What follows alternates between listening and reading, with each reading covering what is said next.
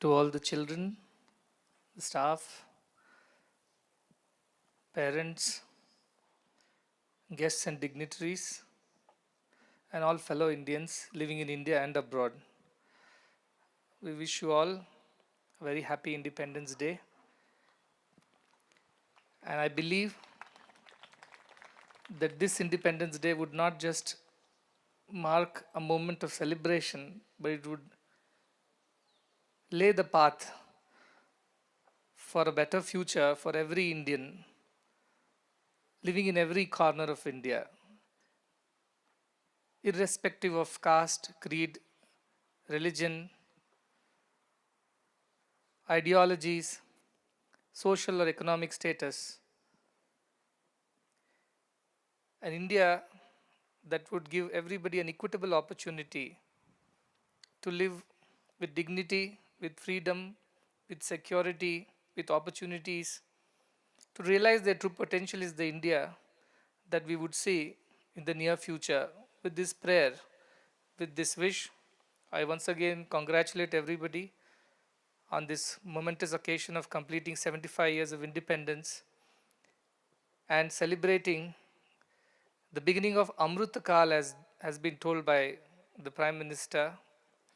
The next 25 years that are going to follow, leading up to 100 years of independence, is going to be celebrated as Amrut Kal, the immortal time in the history of India. But what does that truly mean is the question that we must ask. Just now a boy spoke and very clearly said, Tyage naike amrutatva manashuhu. By immortality is attained only through selfless sacrifice, not by any other means. So while immortality can be looked at physically when people are free of diseases and they are not facing situations that can lead to their death or mortality, be it mothers, be it children, be it elderly people, be anybody. That is not the Amrutkal we are talking about. That is one aspect of it. A nation that is secure and safe for its women, for the weaker sections of the society, so that they don't face extinction or suffering, that is also an Amrutakal. But that is not all that we are looking at this point in time. The true Amruta, as our scriptures describe, is the immortality that is attained by sacrifice, which is the knowledge of the self. Bodies will perish, bodies will die. And therefore, we can't make a nation immortal by making all the people immortal physically. But a nation will become immortal when its values remain immortal and embedded in the hearts of its citizens. And our greatest value of our nation is our spirituality. And all other values ensue from that spirituality. Kindness, goodness, compassion, patriotism, sacrifice, service, everything else emanates out of that one core value of spirituality. When we feel that we are all one, we experience that spiritual oneness, that is true Amrutakal. And that is what India stood for, and that is what India stands for and will continue to stand for all times to come. Its spiritual heritage, passed on to us by our great sages and seers from the past, and now being propagated by institution of our likes across the country and the world. And it has to be taken forward, as our Narsimurji said, by you people, by you, the youngsters, who have to practice these values and not merely preach. In fact, one of the boys very clearly told, by giving speeches, we are not going to attain anything. But by practicing those values, we will attain everything. While I had thought of saying many things to you today, in terms of what we are as Indians and what we stand for and what we should be doing in the future and how we are going to celebrate the Amrutkal, and not just 100 years. 100 years is a very small time frame in the whole lifespan of India, which is thousands of years old. So it is a very small time that we are planning to celebrate. But how do we celebrate is something that we all can deliberate and think for ourselves. But one message that I want to give on this particular day to every one of us is the message of perfection in every action that we do. No mediocrity. Oftentimes we are satisfied with little achievements and settle down for much lower than our potential. And that is where a huge amount of our energy, our potentiality is wasted. And India, which is full of so much energy, enthusiasm, so many youngsters, must be an India which should aim for perfection. Yoga karmasu kaushalam. And if each one of you strives for that perfection, as Rabindranath Tagore says in his poem, Where the Mind is Without Fear, he says, where tireless striving stretches his arm towards perfection, where the mind is led by thee into ever expanding thought and action, into that heaven of freedom, my Father, let my country awake. We have achieved much in this country, economically, materially. Even we are now as nuclear power, we are in the space programs, we are in everything. And today in Asian economies, we are one of the very robust economies, probably the fifth largest economy in the world. All this within 75 years. But there is a lot more to achieve. And I feel that if each one of us gives our best in everything that we do, a sweeper sweeps the floor to perfection, a doctor operates on the patient to perfection, a teacher teaches in the classes with perfection, a driver drives on the road with perfection, a singer sings with perfection, a speaker speaks with perfection.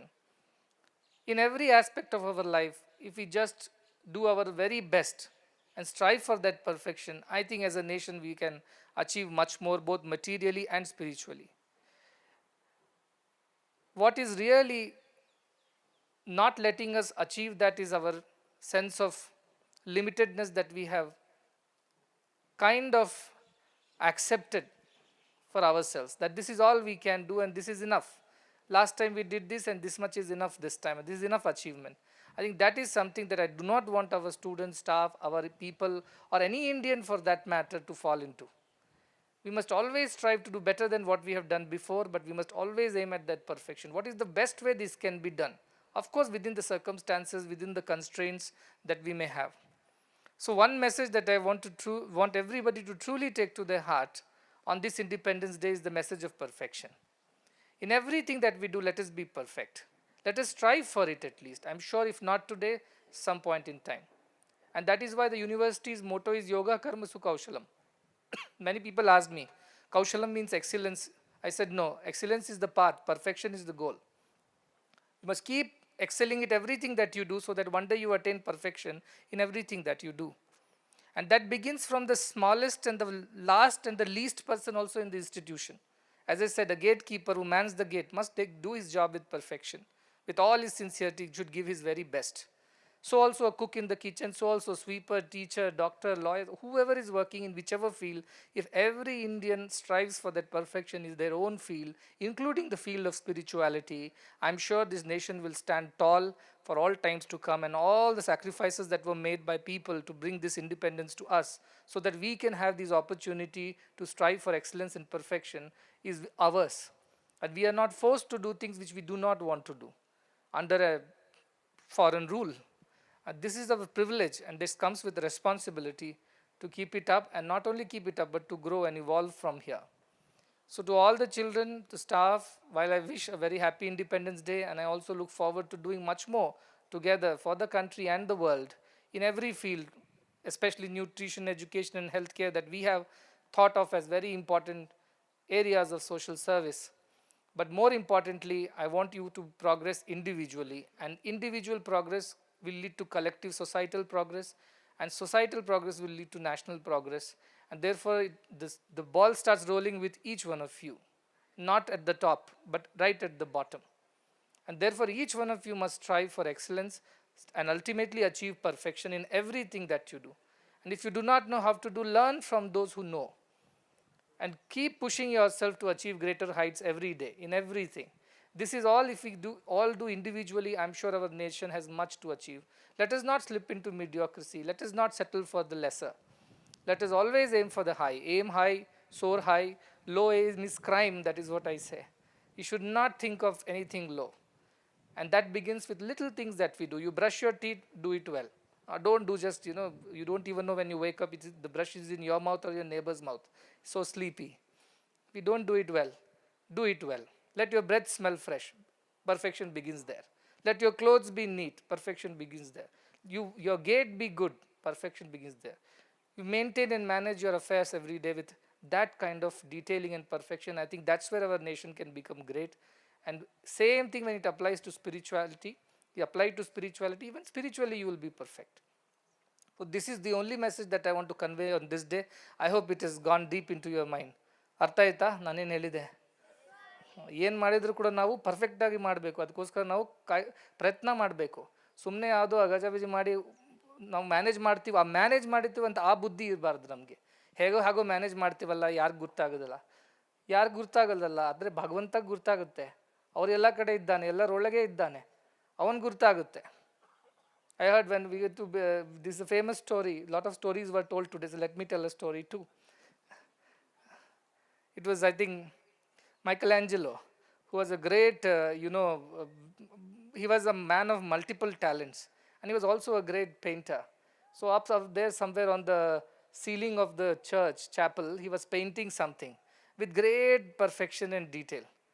And then somebody asked, why are you doing this with such perfection and so much of pain you are taking in that corner of the chapel roof? Nobody is going to see. And he said, God is going to see. And I'm doing for God. I'm not doing it to get praise for somebody for my work. And if we develop that attitude, I'm doing for God, therefore whatever I do is perfect. So what if somebody sees or does not see? So what if somebody acknowledges or does not acknowledge? For my own satisfaction, for my own joy, I must work. Sarvam atmavasham sukham. Whatever we do out of inspiration, out of passion, for our own joy, that becomes perfect, that gives us true happiness. So let us strive for that, because one thing that is really plaguing this country is mediocrity. And I really do not like it. When I see people, chalta hai attitude is there, I do not like it, because I feel that is how a nation gets destroyed. Chalta hai, British hai to chalta hai, Portuguese hai to bhi chalta hai, French hai to bhi chalta hai. Then when will you get independence? Nahi hai independent to bhi chalta hai, well managed somehow. No, we should not agree to that mediocrity. We must strive for what is right, what is perfect, and each one of us must do that. And I do it every day. I try to learn. Every day I learn something new through somebody. Every day. We were in Sri Lanka, I learned something there too from people, the way they do things, the courtesy, the culture, the way they serve. That is something that I don't see in many places in India and the world. So everywhere we have something to learn from. And please learn every day and grow every day, evolve every day. The next day should be better than the previous day. And it begins with small things in life. Use this opportunity that is come your way to grow this way, which has not been given to so many children across the world, not just India. Make the best use of it, grow well, do well, and as I said, attain that perfection. Ultimately, the perfection of the self will be yours if you strive for this little acts of perfection in everything that you do. Then we will become a perfect nation in every sphere. So with this message, yoga, karmasu, kaushalam. Remember, God expects perfection but tolerates excellence. So I tolerate a lot of excellence, but I do expect perfection at all times. Let us say, Bharat Mata ki, Bharat Mata ki, Bharat Mata ki, Jai Hind.